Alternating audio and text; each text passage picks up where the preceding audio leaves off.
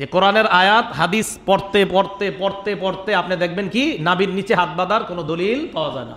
নাভির নিচে হাত বাঁধবেন না বুকের উপর। বাংলাদেশের টাটকা ফুটকা যারা মুহদেশ তাদের কথা গ্রহণযোগ্য? কবজির উপরে রাখতে হবে, অবশ্য বাহুর উপরে বাহু। যে আমার নবী বুকে হাত বেঁধেছেন, একটা সহি হাদিস দাও, 5 লাখ টাকা নিয়ে যাও। নামাজে আপনি হাত বাঁধবেন কোথায়? আসসালামু আলাইকুম রাহমাতুল্লাহ। দর্শক, এক শ্রেণীর আলেমেরা বলেন বুকের উপরে হাত বাঁধা সঠিক, আর এক শ্রেণীর আলেমেরা বলেন নাভির নিচে হাত বাঁধাই সঠিক। দর্শক, আসলে এই সঠিকের মধ্যে প্রকৃত সঠিক কোনটি? আজকের এই ভিডিওটি এ বিষয় নিয়েই সাজানো হয়েছে। আজকের এই ভিডিওটি খুবই গুরুত্বপূর্ণ হতে চলেছে। আজকের এই ভিডিওটি মনোযোগ সহকারে দেখলেই সবকিছু ক্লিয়ার হয়ে যাবেন ইনশাআল্লাহ। তো দর্শক, এ বিষয়ের উপরে জনপ্রিয় প্রসিদ্ধ কয়েকজন আলেমের মুখ থেকে মতামত আমরা জানবো। এই আলেমদের মধ্য থেকে যাদের মতামত সহিহ কুরআন হাদিস এবং দলিল ভিত্তিক মনে হবে, সেটি আপনারা আপনাদের বিবেক দিয়ে গ্রহণ করবেন। তো দর্শক, চলুন বিস্তারিত আলেমদের মুখ থেকে শুনে আসি। কাঁধ সামনাসামনি করে, কানের লতি সামনাসামনি করে হাত উঠিয়ে ডান হাতকে বাম হাতের কবজির উপরে রাখতে হবে। অবশ্য বাহুর উপরে বাহু রাখা যায় সহিহ হাদিস, কিন্তু কবজির উপরে কবজি রাখারও একাধিক সহিহ হাদিস। এরপরে হাত দুটি বুকের উপরে রাখতে হবে। নাভির নিচে হাত বাঁধার 4টি হাদিস আছে, একটিও সহিহ নয়। এই জন্য আমরা এখানে আপনাদের কাছে একটা জোরালো অনুরোধ রাখবো, যেটা সহিহ সেটাই পালন করার চেষ্টা করি। আল্লাহ কবুল করুন। বেদাতির একটা কাজ করেছে, হাদিসের গ্রন্থের উপরে চালাইছে, বাটপারি কেসি চালাইছে, হাদিসের গ্রন্থে হাদিস তুলে দিয়েছে। আল্লাহু আকবার বলে হাত বাঁধবেন কোথায়? বুকের উপরে, নাভির নিচে? বুকের উপরে, তাই না? নাভির নিচে হাত বাঁধারও দলিল আছে, কিন্তু দলিল কি? জয়ীফ, জালও তৈরি করেছে বেদাতিরা। এমন খেপা খেপছে, জাল হাদিসের কবল রাসূল সাল্লাল্লাহু আলাইহি ওয়াসাল্লাম সালাত বইটা সমাজে চলে যাওয়ার কারণে প্রত্যেক হুজুর আমাকে গালিগালাজ করে, একবার সমানে গালিগালাজ করে। আমি উল্টা কথা বলি যে তোমাদেরকে আল্লাহ হেদায়েত দান করুন।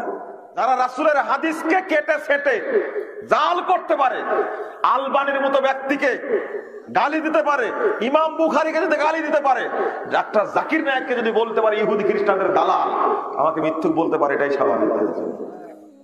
কিন্তু আবু জাহেলের চেয়েও খারাপ, কঠিন খারাপ। আপনি একটু চিন্তা করবেন, একটু ভাববেন।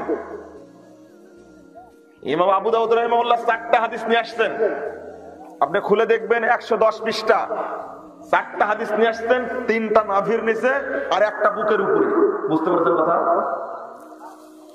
3টা নাভির নিচে হাদিস নিয়ে এসে 3টাকেই ইমাম আবু দাউদ নিজেই জয়ীফ করে গেছে, আর একটা বুকের উপরে হাত বাঁধার হাদিস নিয়ে এসে কোনো মন্তব্য করে।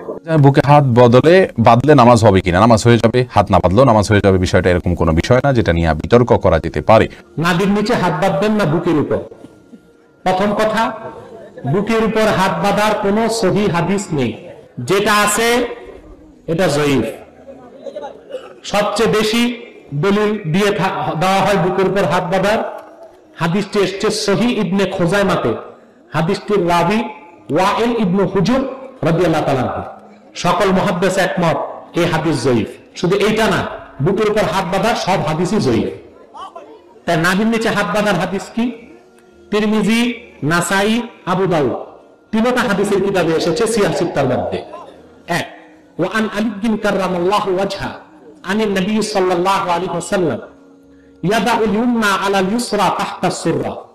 হযরত আলী বর্ণনা করেছেন, বাম হাতের উপর ডান হাত ধরবে, নাভির নিচে বাঁধবে। ঠিক। আবু দাউদ এসেছে ওয়ামিনাস সুন্নাতি ওয়াদউল আকুফি আলাল আকুফি তাহতা সুররা। সুন্নাত হচ্ছে, হযরত আলী বলেছেন, এটা ফাতাওয়া, সাহাবীর ফাতাওয়া, যে সুন্নাত হচ্ছে বাম হাতের উপর ডান হাত ধরা, নাভির নিচে বাঁধা।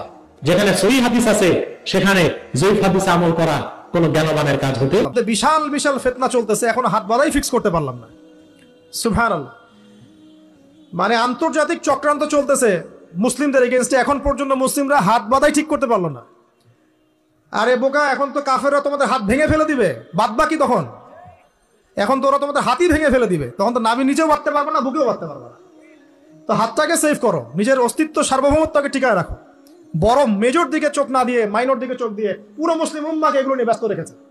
আশ্চর্য একটা বিষয়, এখন পর্যন্ত হাত বাঁধাই ঠিক করতে পারলাম না।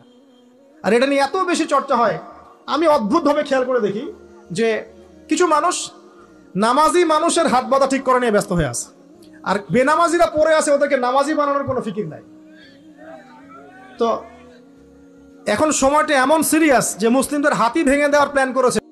নিচে হাত বাঁধেন, উপরে বাঁধেন, বুকে বাঁধেন, রফে দেন করেন, আমি নাচতে বা জোরে বলেন, সবাই মরার পরে দেখবেন জান্নাতে ইনশাআল্লাহ।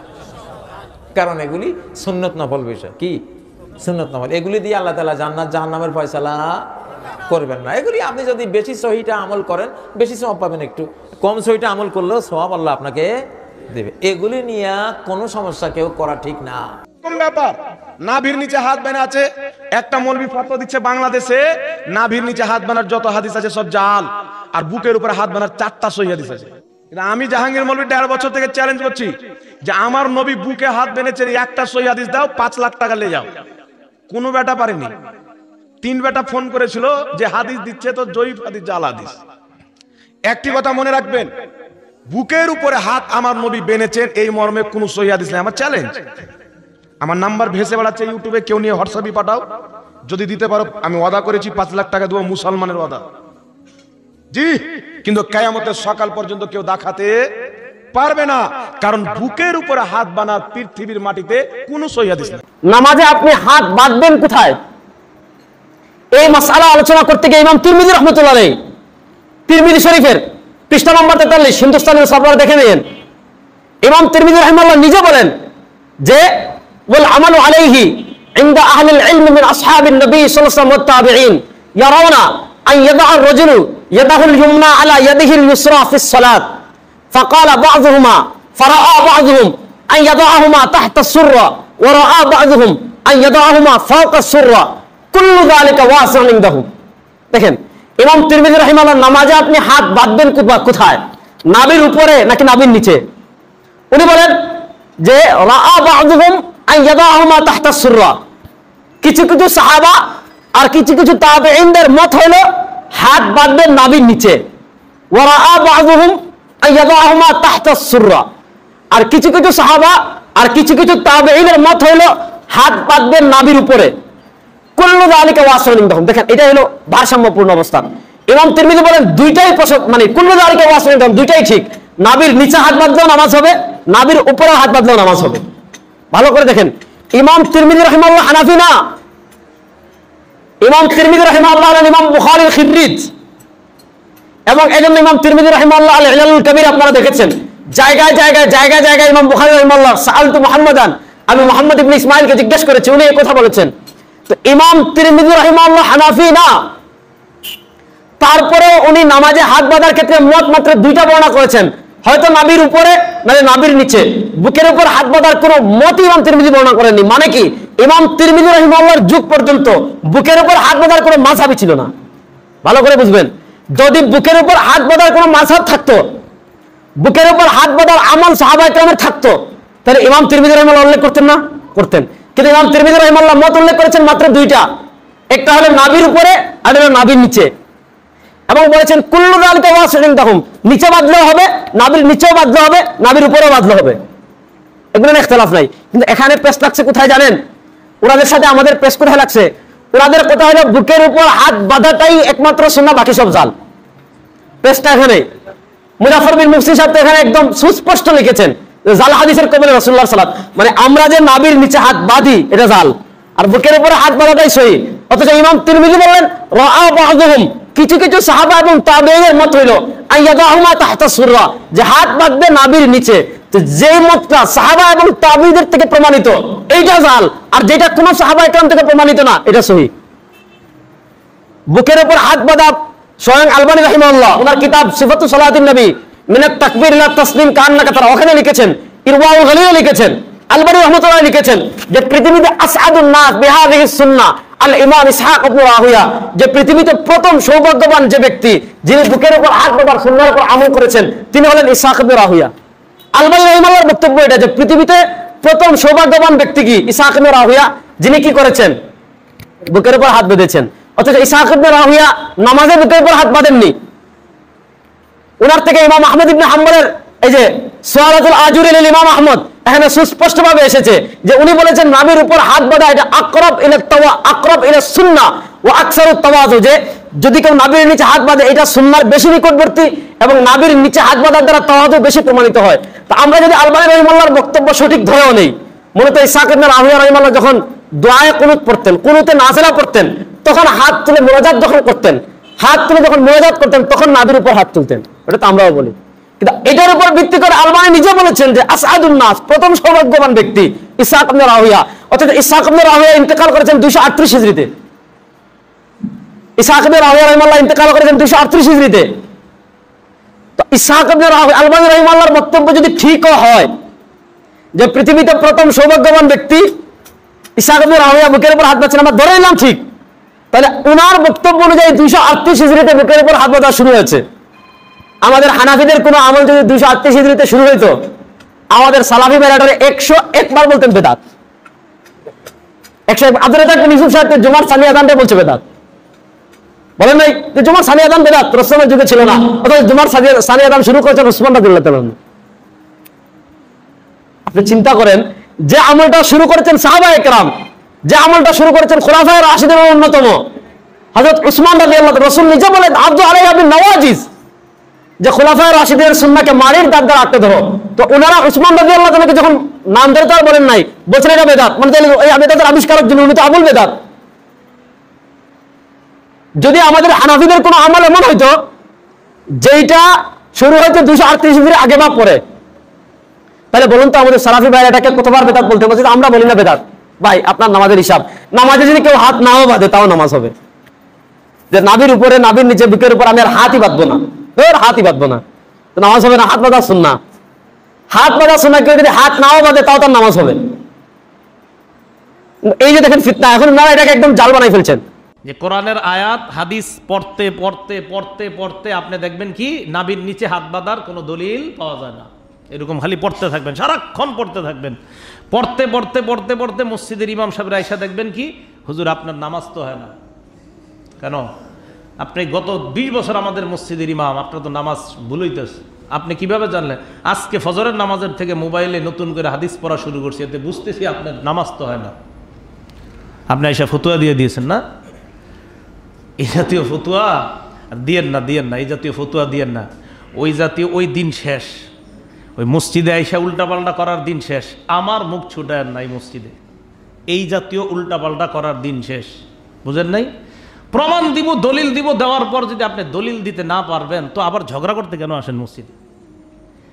প্রমাণ একটা চাইলে যদি আপনি আর মরার আগ পর্যন্ত এই প্রমাণ দিতেই না পারেন তো কেন, কোন সাহসে আবার অন্য মুসল্লিদের সাথে ঝগড়া করতে আসেন মসজিদে? তো লজ্জা থাকারও কথা।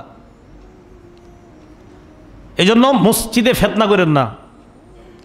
মসজিদে মুসল্লিদের মাধ্যমে আরেক মুসল্লির সাথে ফিতনা করাটা এটাও ইবলিসের একটা চক্রান্ত, এটা মাথায় রাখবেন। মুস্তাহাব আমল নিয়ে এক মুসল্লি আরেক মুসল্লির সাথে ঝগড়া লাগায় দেওয়া, এটা ইবলিসের চক্রান্ত ছাড়া আর কিছু না। মুস্তাহাব আমল নিয়ে এক মুসল্লি আরেক মুসল্লির সাথে ঝগড়া লাগায় দেয়, যে আমল মুস্তাহাব, কোনো ওয়াজিব না, ফরজ না, এমন আমল নিয়ে মুসল্লি দ্বন্দ্ব লাগায় দেওয়া, এটা ইবলিসি চক্রান্ত, এটা মাথায় রেখেন। মুসান্নাফু ইবনে আবি শাইবা 3959 নাম্বার হাদিসের বর্ণনা।